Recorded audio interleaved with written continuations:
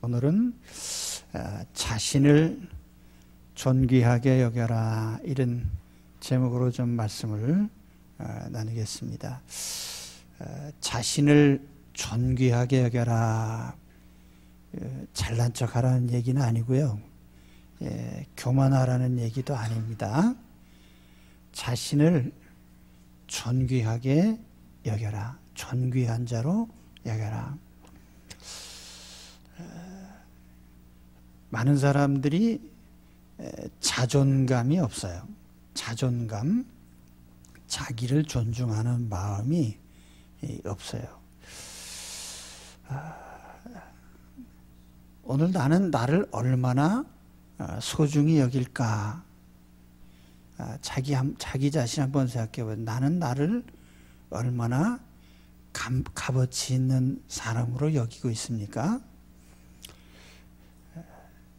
자기를 얼마나 소중히 여기느냐, 이렇게 질문하면은 많은 사람들이 나는 가진 게 없어, 나는 뭐 크게 성공한 것도 없고, 혹은 나는 능력도 부족한 사람이야, 그래서 나는 세상에서 별 볼 일 없는 사람이지, 이렇게 생각을 합니다. 왜냐하면 많은 사람들이 자신의 존재감을 어디서 찾느냐 하면은 비교 우위에서 찾으려고 그래요. 남과 비교했을 때 내가 뭐 나은 것이 있는가. 현대사회에서 인간에 대한 평가는 대략 이런 것들이죠. 얼마나 많이 가지고 있나, 또는 얼마나 많이 성공한 사람인가, 또 저 사람은 얼마나 경쟁력이 있는 사람인가, 이런 걸로 평가를 합니다. 그런데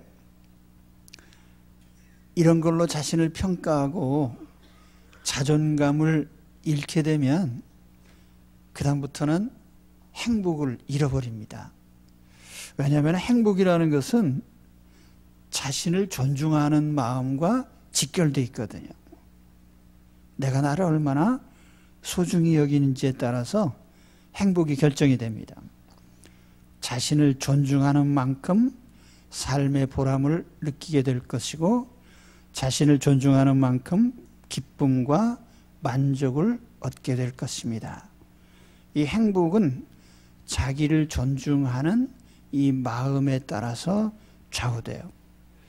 그래서 비교의식으로 사는 사람은 결코 행복할 수 없습니다. 왜냐하면 다른 사람과 비교했을 때 나는 항상 남보다 못한 열등한 것이 있단 말이죠. 모든 방면에서 다른 사람보다 탁월한 인간은 아무도 없습니다. 예를 들어서 재산이 얼마나 많은가, 돈이 많은가, 강남 부자도 등급이 있다고 그러더라고요. 100억 가진 사람, 1000억 가진 사람은 또 100억 가진 사람하고 같이 안 논대요. 참 더러워서 말이죠. 근데 이렇게 세상에 재산 그러면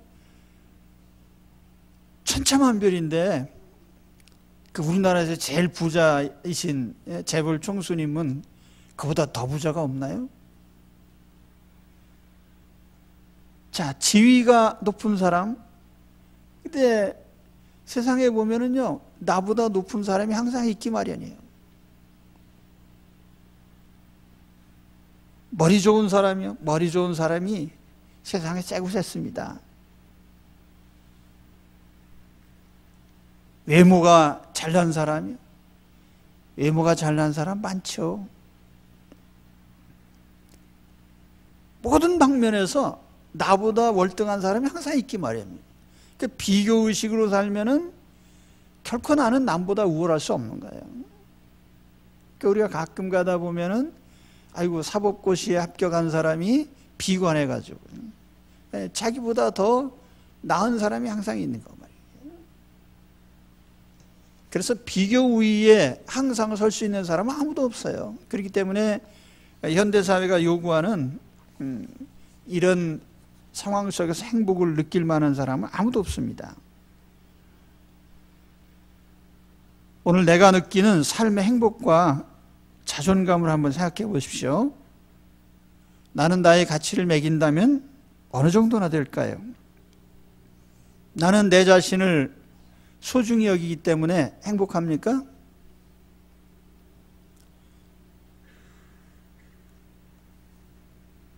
자, 이제 오늘 말씀으로 들어가서 보면은 하나님께서 나를 매우 소중히 여기십니다. 내가 내 눈에 보배롭고 존귀하며, 이 보배롭고 존귀하며, 이 보배롭다, 영어 성경에 보면 프레셔스입니다.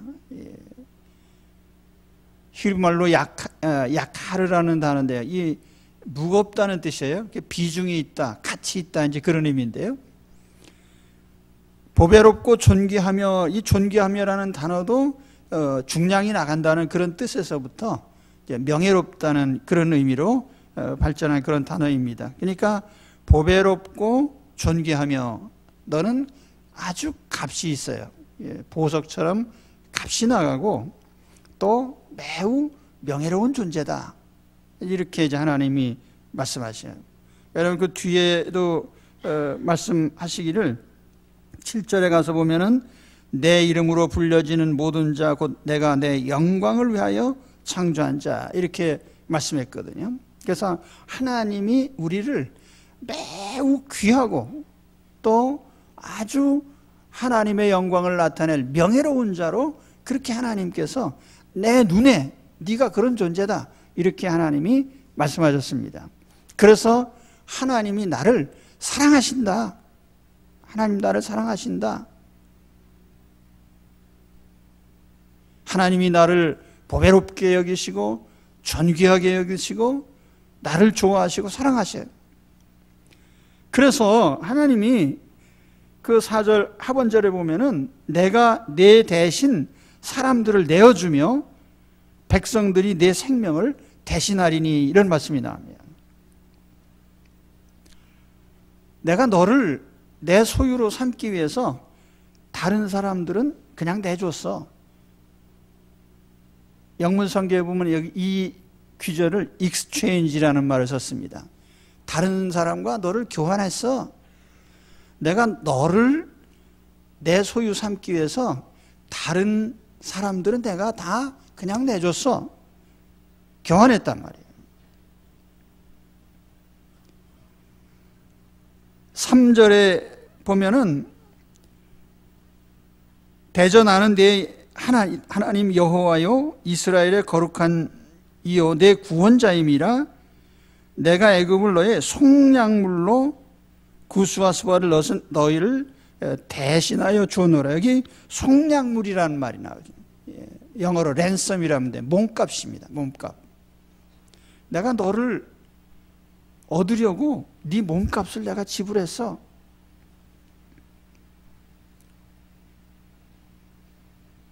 내가 잘나서 하나님이 나를 택하고 다른 사람을 대신 내줬느냐 하면 그게 아니에요.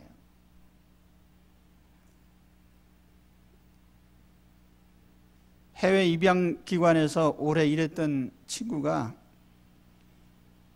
예전에 그런 얘기를 했습니다. 전 미국에서 한국에 고아들을 데려가려고 오는 사람들이 있는데 정말 감동적인 것은 다른 아이들 가운데 똑똑하고 아주 잘생기고 그런 애를 데려가지 않고 일부러 장애아를 데려가는 분이 있다는 거죠. 다른 아이들, 잘난 아이들은 포기하고 일부러 장애아이를 데려간단 말이에요. 나는 다른 사람보다 부족한 사람이에요. 영적 장애인이죠. 근데 하나님께서 나를 사랑하셔서 나를 입양해 주신 겁니다. 너는 너무나 부족한 장애인이었다. 내가 너를 택하지 않으면 누가 너를 택하겠냐? 그래서 내가 너를 내 자녀로 선택한 것이다. 내가 너를 얼마나 사랑하는지 이젠 알겠느냐? 하나님께서 나를 택하기 위해서 여기 보면은 다른 사람들은 다 그냥 내줬다는 거예요. 더 나아가서 내 목숨을 구하기 위해서 다른 사람들의 목숨은 그냥 다 내줬다는 겁니다.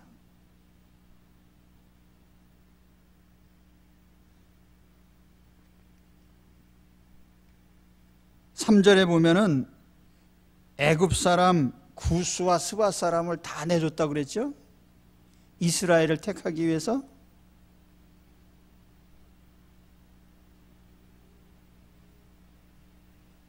탈무드에 보면 이런 이제 조크죠.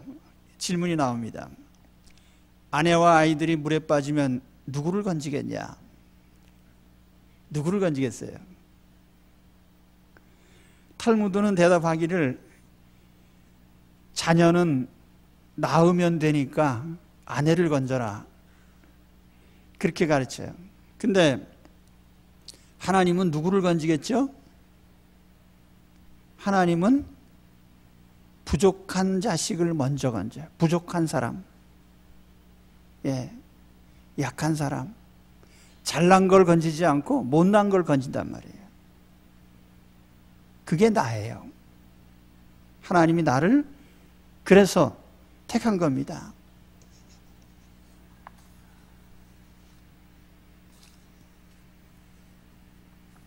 여기에 몸값을 지불했다는 말씀이 나오지만 이건 예수님의 십자가 대속을 가리키는 말이에요. 아무 죄도 없으신 하나님의 아들이신 보배로우신 그리스도의 목숨, 나의 생명을 건지기 위해서 우리 하나님께서 아들의 목숨을 내주셨습니다. 나를 자녀로 택하기 위해서 하나님의 아들을 버리셨단 말이에요. 교환을 했어요.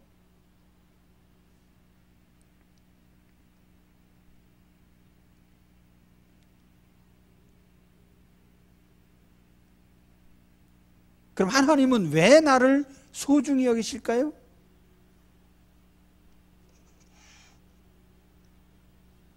하나님 소유이기 때문에 그래요.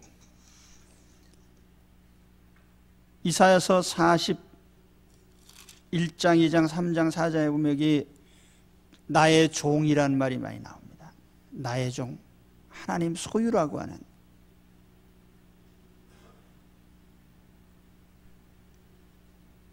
일절에 보면은 야곱아 너를 창조하신 여호와께서 지금 말씀하시니라. 이스라엘아 너를 지으신 이가 말씀하시느니라.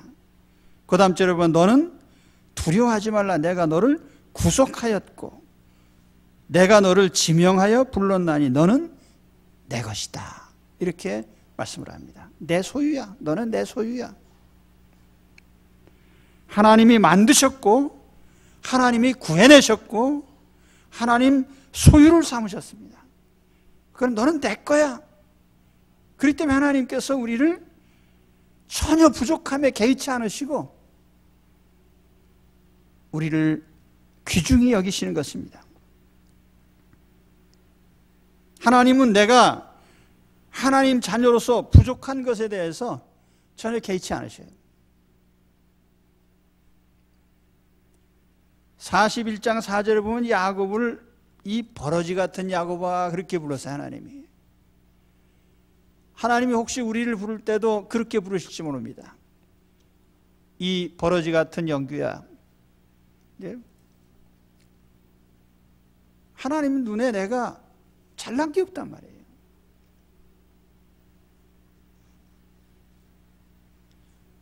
그럼에도 불구하고 하나님께서 나를 소중히 여기신단 말이에요. 하나님 소유니까. 나의 결점, 나의 잘못, 나의 부족함, 세상 사람들이 비교하는 무슨 외모나 학력이나 지위나 소유나 재능이나 성품이나 어느 하나도요, 하나님께서 그것으로 점수를 매기지 않으신단 말이에요. 심지어는 내가 하루하루 살아가면서 저지르는 실수와 잘못까지도 하나님께서 기꺼이 다 감당하십니다. 거기에 여기 몸값이라고 하는, 오늘 말씀에 나오듯이 다른 사람들을 내 대신 다 포기해버리고 다른 사람의 목숨을 다 내주면서 나의 목숨을 건지신 하나님이 나의 모든 부족함을 다 감당하실 능력이 있으시고 충분히 그렇게 품어주십니다.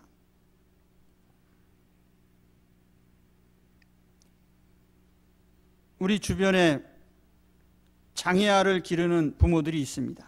육신적인 장애도 있고 정신지체 장애도 있습니다. 인지 능력이 부족하고 때로는 사고력이 부족합니다. 자녀가 부족하다고 해서 덜 사랑합니까? 덜 소중히 여깁니까? 이사야 42장 18절에, 오늘 43장 8절에도 나옵니다마는 하나님께서 야곱을 가리켜서 이 귀머거리야, 이 맹인아, 하나님이 말씀해도 못 알아듣고 듣지도 않아요. 하나님이 말씀하시는데도 불구하고 제대로 사물을 분별해서 볼 수가 없는, 그 야곱은 어떻게 보면은 장애인이죠. 예. 영적인 눈이 멀었고요. 하나님 말씀을 듣지 않는. 그래서 어떻게 됐습니까?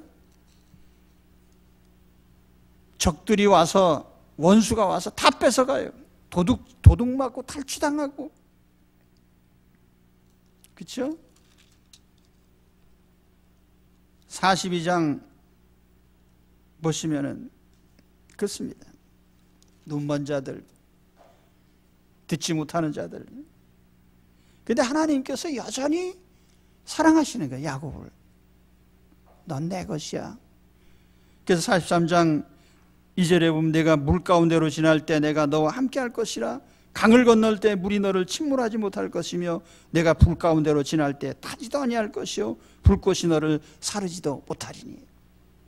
이 역사적으로 보면은 홍해를 건넜던 이스라엘 백성과 애굽 백성이 뭐가 달라요? 세상적으로 보면 애굽 백성이 훨씬 더 똑똑하고 많이 배운 백성 아니에요? 선진국 사람 아니에요? 그런데 하나님이 애굽 백성은 홍해에다 다 몰아넣으시고 이스라엘 백성을 살려내셨단 말이에요. 할렐루야. 바로 우리가 그렇게 하나님의 사랑을 받는 사람이에요. 하나님이 소중히 여기시는 존재들입니다. 그래서 우리가 부족하기 때문에 우리는 부족한 걸 서로 헐뜯고 비난하고 하지만은 하나님은 절대로 그렇게 안 하셔요. 하나님은 부족한 것에 전혀 개의치 않으시고 귀하게 여기신단 말이에요. 너는 얼마나 소중한지 아냐? 내가 너를 구하려고 내 아들의 목숨을 내가 포기했어?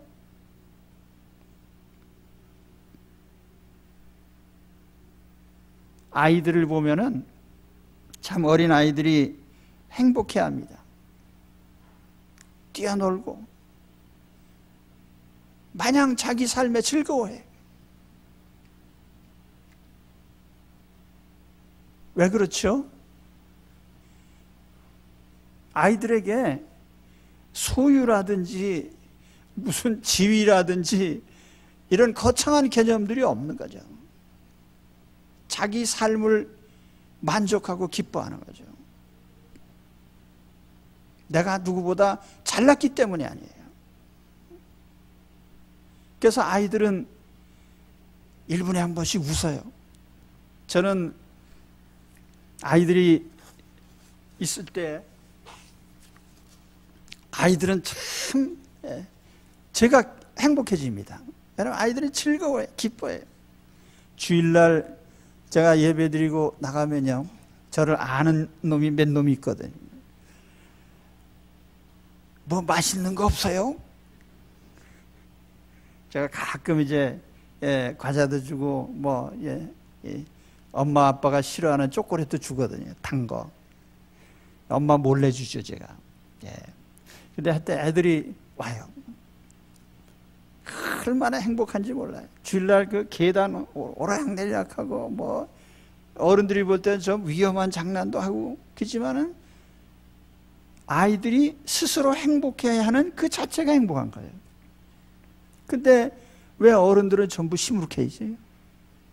똑같은 인생인데 뭐가 달라졌어요? 그냥 즐겁게 살면 안 됩니까?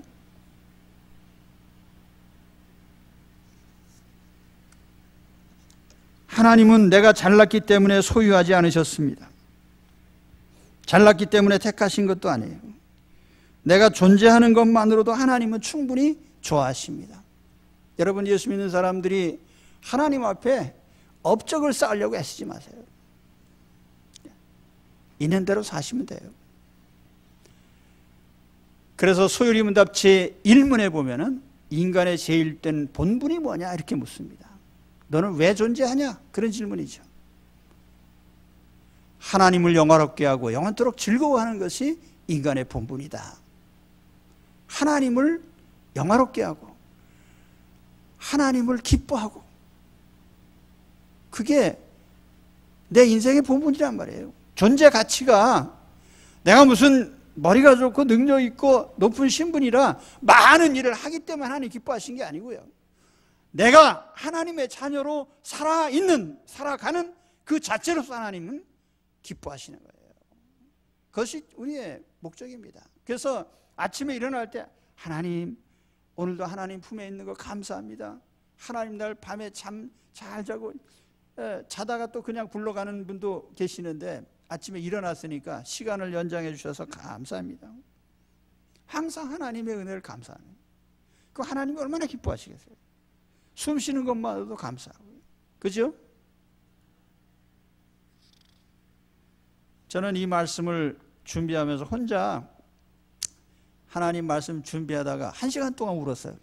아, 하나님, 내가 뭐 잘나서가 아니라 참 형편없는 사람인데 하나님께서 이렇게 나를 택해 주시고 지금까지 사랑해 주시고 또 내가 얼마나 결점이 많은 사람인지 몰라요. 예. 근데 하나님께서 다 허물과 결점은 덮으시고 사랑해 주시니 얼마나 감사한지요. 이제 말씀을 맺겠습니다. 제가 말씀을 길게 하면 유치부 아이들이 나한테 와서 항의를 합니다. 오늘 왜 말씀이 이렇게 길었어요? 그러고 그러니까. 근데 1분만 더 하죠. 경쟁 사회에서 인간의 존엄성을 찾으셔야 됩니다. 데이비드 브룩스가 쓴 인간의 품격이라는 책에 대해서 잠깐 말씀드린 바 있습니다. 2차 세계대전 말기에 그 시대 사람들은 방송에 나오는 연예인들도 품격이 있었다. 2차 세계대전의 승리가 얼마나 큰 승전인데 그 승리에 도취되지 않고 우리가 이겼다는 소리도 크게 내지 않고 그렇게 자기를 제어하면서,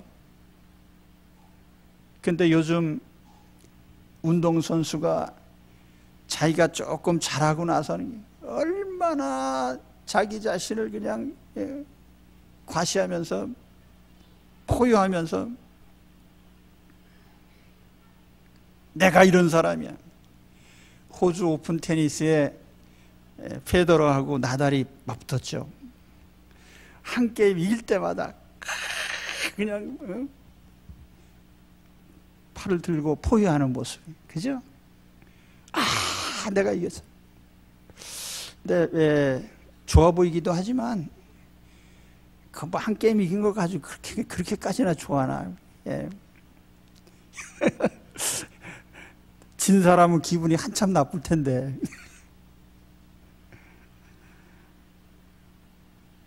경쟁 중심 사회, 돈 중심의 자본주의 사회에서 인간은 비교주의로 삽니다. 남보다 잘난 것을 알리고 드러내고 과시하는 데 주력해요. 그러나 우리는 하나님 앞에서 자신의 절대 가치를 깨달아야 됩니다. 하나님이 나를 얼마나 소중히 여기시는지 알아야 돼요. 그래서 내 모든 소유나 능력이나 다른 거 상관없이 내 자신도 하나님이 나를 아끼고 소중히 여기신 만큼 자기 자신을 소중히 여기시기 바랍니다. 우리는 자녀들에게도 자녀들이 무엇을 가졌기 때문에 예뻐하고 무엇을 성취했기 때문에 사랑하는 게 아니고 그냥 내가 있기에 너를 사랑하고 너를 귀하게 여긴다고 하는 메시지를 항상 줘야지. 어린 자녀들한테 너는 정말 소중해. 너는 정말 귀해. 네가 있는 것만으로도 나는 행복해. 그죠? 우리는 항상 이 메시지를 줘야 됩니다. 그래서 자기 자신에 대한 존재감을 깨닫고 하나님이 얼마나 나를 귀하게 여기시는지를 알고 그럴 때 우리는 자기 삶에 대해서 만족하고 기쁨을 얻을 것입니다. 우리 어른들도 그래요. 남과 비교하면서 난 뭐야 하는 이런 삶이 아니라 하나님이 나를 이렇게 귀하게 여기시는데 나는 나를 얼마나 귀하게 여기나 이걸 생각하면서 자신을 돌아보면서 오늘 하나님 앞에 참으로 자신을 존중하는 진정한 가치를 깨닫고 기뻐하고 하나님께 영광 돌리는 삶이 되시기 바랍니다. 기도하겠습니다. 하나님 아버지 감사합니다.